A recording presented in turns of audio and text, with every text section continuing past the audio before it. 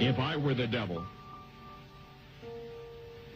if I were the prince of darkness, I'd want to engulf the whole world in darkness, and I'd have a third of its real estate and 4/5 of its population, but I wouldn't be happy until I had seized the ripest apple on the tree. So I'd set about, however necessary, to take over the United States.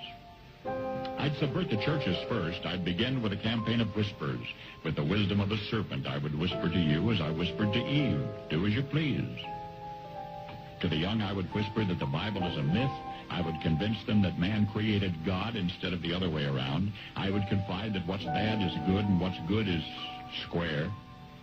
And the old I would teach to pray after me, Our Father, which art in Washington.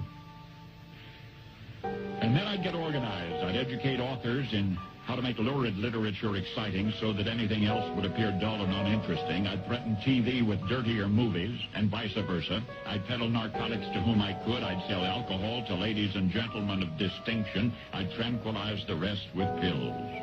If I were the devil, I'd soon have families at war with themselves, churches at war with themselves, and nations at war with themselves, until each in its turn was consumed. And with promises of higher ratings, I'd have mesmerizing media fanning the flames. If I were the devil, I would encourage schools to refine young intellects, but neglect to discipline emotions. Just let those run wild. Until before you knew it, you'd have to have drug-sniffing dogs and metal detectors at every schoolhouse door. Within a decade, I'd have prisons overflowing. I'd have judges promoting pornography. Soon I could evict God from the courthouse, then from the schoolhouse, and then from the houses of Congress. And in his own churches, I would substitute psychology for religion and deify science. I would lure priests and pastors into misusing boys and girls and church money. If I were the devil, I'd make the symbol of Easter an egg and the symbol of Christmas a bottle. If I were the devil, I'd take from those who have and give to those who wanted until I had killed the incentive of the ambitious. And what'll you bet? I couldn't get whole states to promote gambling as the way to get rich. I would caution against extremes in hard work, in patriotism, in moral conduct.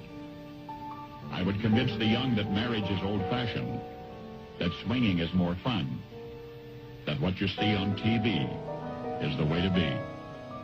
And thus I could undress you in public, and I could lure you into bed with diseases for which there is no cure. In other words, if I were the devil, I'd just keep right on doing what he's doing.